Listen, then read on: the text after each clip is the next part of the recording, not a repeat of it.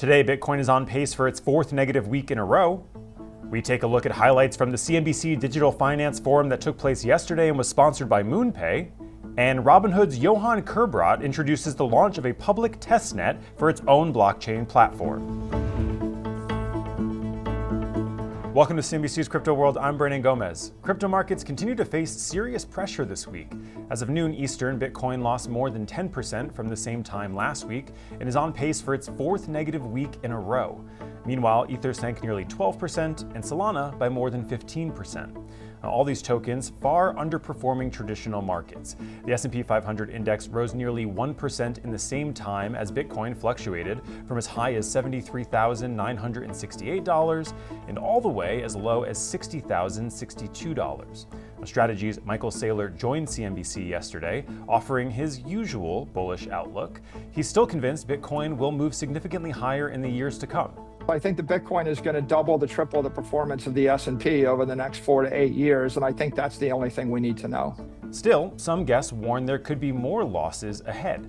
Stifel chief equity strategist Barry Bannister believes Bitcoin may struggle without rate cuts from the Fed. It's not behaving as a hedge against dollar oblivion. It's behaving more like an overextended tech stock that's worried about whether the Fed will cut rates more. And I don't think the Fed's going to cut too much. Okay, let's catch you up on what happened so far this week. Yesterday, CNBC hosted the 2026 Digital Finance Forum sponsored by crypto payments firm MoonPay. The lineup of speakers included industry leaders and policymakers who gathered to discuss topics in the DeFi space like asset interoperability and the evolving regulatory landscape. On regulation, newly appointed CFTC Chair Michael Selig discussed legislation working its way in Congress that would give the agency more of a say in regulating digital assets, an area the SEC mostly took under its purview, especially under previous leadership. The idea of having legislation here takes a little bit away from the SEC in determining what's a security, because it does codify a test for what's a security and what's not. I do think that the SEC has subject matter expertise in the area of securities law, and so that input's helpful. The problem is when you have this ambiguous Howey doctrine that's developed by the courts, and it leads to confusion as to what's a security and what's not. Also joining the event was Galaxy Digital's Mike Novogratz, who called this market downturn more distressing than the last bear market given the uncertainty around recent performance. The last one sucked, to be clear. It was horrible, but we kind of knew what happened. Like the last 30% of it was the wild deleveraging from, first Luna and then Sam Bankman-Fried and that whole breakdown of trust. This time there's no smoking gun. You're looking around like, what happened? Why did we fall so much? Novogratz also says he recently spoke with Senate Minority Leader Chuck Schumer in recent days, where they expressed optimism in passing the Clarity Act. That's a crypto market structure bill which has recently stalled after Coinbase CEO Brian Armstrong argued the Senate Banking Committee's draft had too many issues.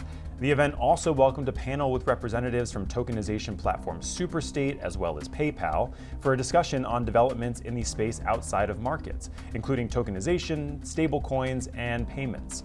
MoonPay founder and CEO Ivan Soto-Wright also gave a keynote on crypto as a disruptive force in payments infrastructure and MoonPay's role in the overall ecosystem.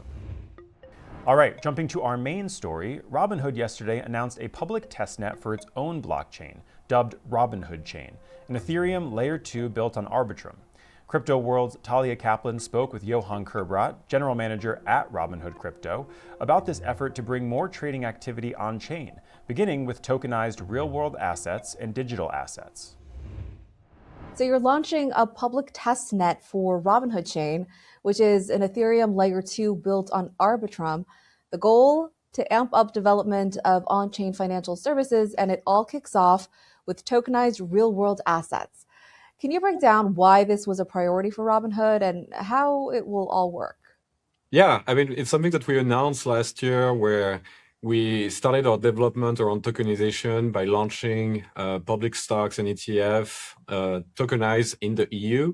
And it was very important for us to continue our advancement in the technology. So we launched in June with 200 assets. Now we have more than 2,000.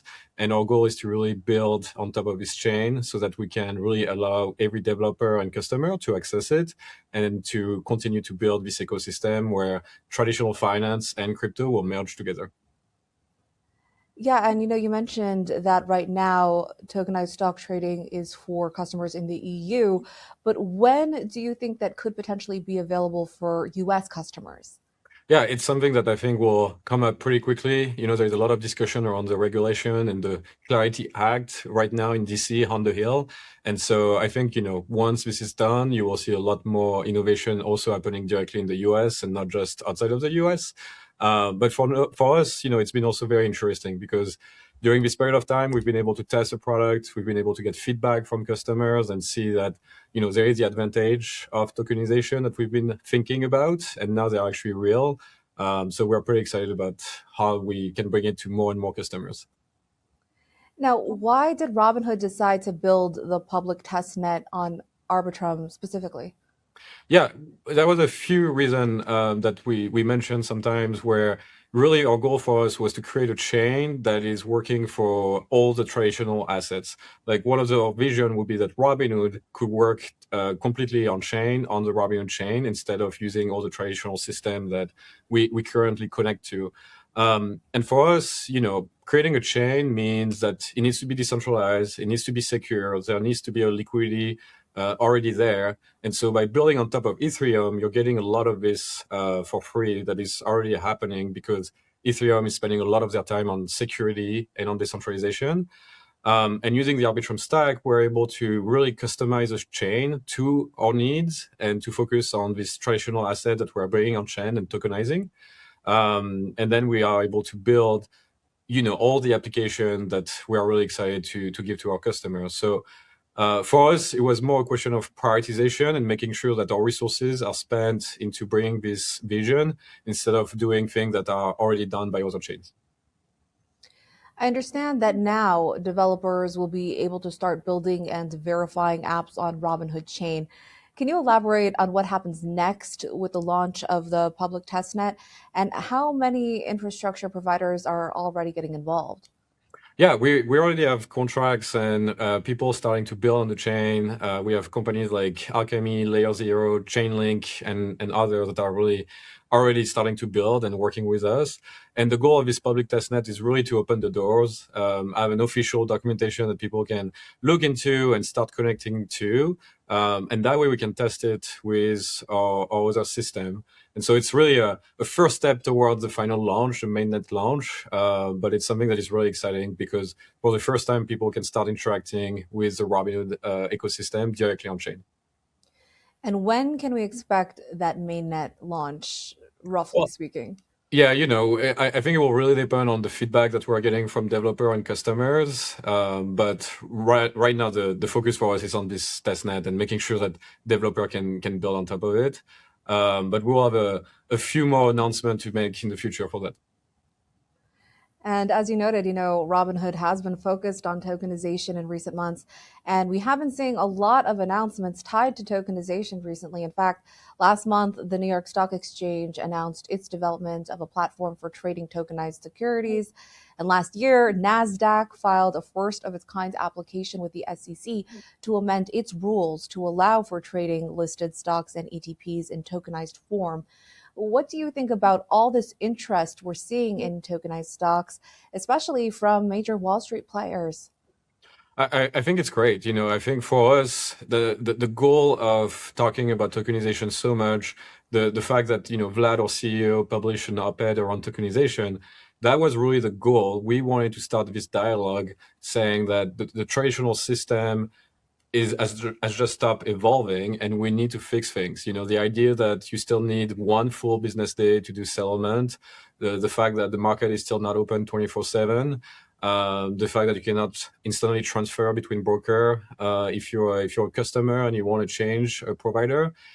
All of this really shows that it's stuck a bit in the past. And so we think tokenization is going to be a game changer for a lot of these assets. We saw it with stablecoin, for example, where we've got instant transfer 24/7. way faster than any ACH system that are already existing. And we think we can bring that to more assets.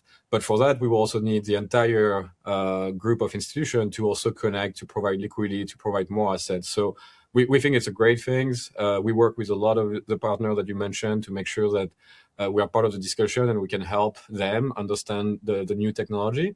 And we think in the future, any world asset will basically be tradable on-chain in a tokenized form. So, how do you feel about the increased competition as it relates to tokenized stock trading? One example, over the summer, another retail trading platform, eToro, shared its plans to tokenize US listed equities on the Ethereum blockchain. So, what do you think sets Robinhood apart from competitors in the space? Yeah, I think at the end of the day, it's not just about being the only one. If we were the only one, that would actually probably mean that the project is maybe not the most exciting for people. I think Robinhood has been pretty good at setting up the trend in a lot of ways. A lot of time people are trying to copy Robinhood. And so I think for us, it's a great signal saying that we're going in the right direction and that people are excited about this technology. And for us to differentiate ourselves, we're just going to do the same thing as usual: a better UI, better UX, better accessibility, and passing most of the value back to the customer and making sure that we can cut fees where it's possible. So, overall, I will say that, it's exciting to see more and more companies embracing the technology. That will help the adoption, and that will help also the discussion to get into a bit of a cultural shift, that we need to stop thinking about traditional equities and tokenized equities and just equities in the best format that you can exchange with. Okay, that's all for Crypto World this week. We'll be back again next Wednesday, the 18th, and we look forward to seeing you then.